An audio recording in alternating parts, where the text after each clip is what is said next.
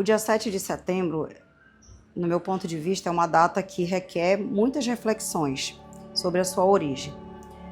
Porque nós aprendemos ao longo do tempo, né, nas aulas de história, uma visão muito romantizada desse processo de independência. Romantizada e heróica, e foi ao longo dos anos, foram invisibilizada todo um contexto que levou a esse processo de independência, que a gente pode colocar assim, alguns elementos. Por exemplo, a influência das ideias iluministas, isso falando de um contexto mundial, né? A Revolução Francesa, o processo de início da Revolução Industrial, que ocorre, seu início ali na Inglaterra, e a independência dos Estados Unidos. Junto a isso, a gente pode falar também da reconfiguração do capitalismo, porque o capitalismo ele passa, né, a sua nova fase a partir da continuidade do processo industrial, né, para o capitalismo industrial. Então é um momento que o mundo não suporta, não cabe mais aquele modelo, né, do processo de domínio das grandes monarquias, do processo de colônia. E aí, no contexto Brasil, a gente pode apontar o desgaste das elites da época com a coroa portuguesa, né? Os abusos da cobrança de impostos e revoluções que foram fundamentais, né? Que a gente pode ter como marco, claro que não são só essas e não é só isso, mas a gente pode apontar como elementos que foram cruciais para ir forçando esse processo de independência: a Inconfidência Mineira, a Conjuração Baiana, a Revolução Pernambucana, que foram fundamentais, ou seja, dentro do contexto brasileiro, do território brasileiro, não cabia mais esse processo de domínio do Portugal. Então a partir dessa forçação dos eventos que vêm ocorrendo a nível nacional e internacional, junto a isso, a gente tem também elementos como o enfraquecimento das monarquias nacionais, né? E a romantização em relação a tudo isso vai esquecendo todos esses movimentos, essas ocorrências que foram culminando para tal.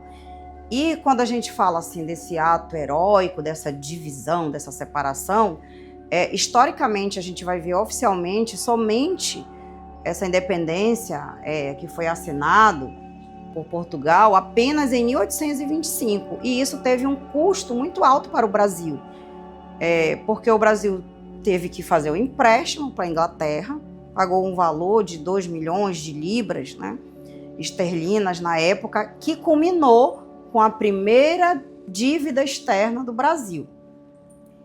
E todo esse processo de independência, ele continua o processo de aprofundamento das desigualdades e exclusão dos povos indígenas e da população negra do país, que era a sua maioria, né, junto com a população indígena na época.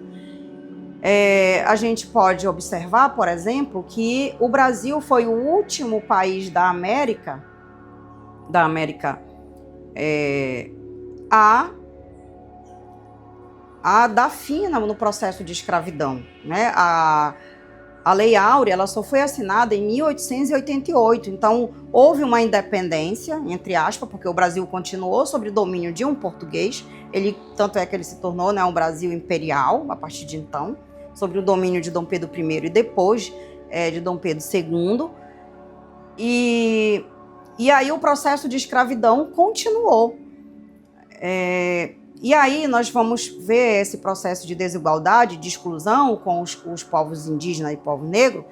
Por exemplo, um marco dessa exclusão, que a gente vai ver a partir do processo de independência, né, é a própria Constituição de 1824, onde nessa Constituição exclui, não considera como cidadãos mulheres, negros e indígenas, que são marginalizados até então.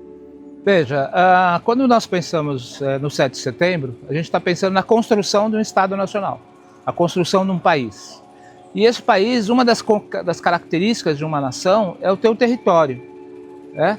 E quando a gente pensa em populações tradicionais, por exemplo, a gente tem que pensar na garantia que essas populações tenham acesso e proteção desse território, né? Então as populações quilombolas, indígenas, caboclas, para elas se configurar como membros dessa sociedade, eles têm que ter garantido o teu território. Quando você tem um avanço do capital agrário, né, a pecuária, né, começa a avançar sobre esses territórios, é aí que aparece o conflito. E esses territórios, eles são ancestrais, né? Não há que se falar em direito de propriedade para quem está na terra há 200 anos, 300 anos. Então, uma das tarefas da sociedade, do governo brasileiro em especial, é proteger esses territórios para garantir que eles reproduzam as tuas formas de vida, teus modos de vida, garantindo assim aquela ideia da autonomia e da soberania, inclusive a soberania alimentar. Veja, você tem, de novo, você tem uma nação que deveria ser de toda a população. Toda a sociedade deveria usufruir dos bens dessa nação. O que acontece? Você tem setores da sociedade, setores poderosos economicamente, que avançam sobre esses territórios, que impedem, por exemplo, que os povos indígenas tenham vida própria e tenham paz dentro dos territórios, e esse avanço é em nome do desenvolvimento, por exemplo, em nome da mineração, em nome da pecuária, e que vão criar problemas onde não tinha problemas até a chegada desses sujeitos. Então, pensar no 7 de setembro passa necessariamente por garantir que esses povos vivam e tenham autonomia para viver do teu modo, da forma que... O mesmo vale para os povos da cidade. Como que você pode pensar em 7 de setembro, em promover uma ideia de nação, se você tem milhares de pessoas, quase 4 milhões de famílias sem teto? Como que você pode pensar nisso se você tem uma concentração de terras na mão de 0,8% dos donos de terra? Eles têm a metade das terras do Brasil. E aí você tem 6 milhões de famílias que não têm terra para fazer agricultura. Então, pensar no 7 de setembro, legal que faça desfile, legal que faça festa, mas é preciso também, digamos assim, eu costumo falar que a gente precisa democratizar a democracia e socializar o território brasileiro para o povo brasileiro que nele vive, trabalha e sonha com o futuro, sonha com a proteção do território.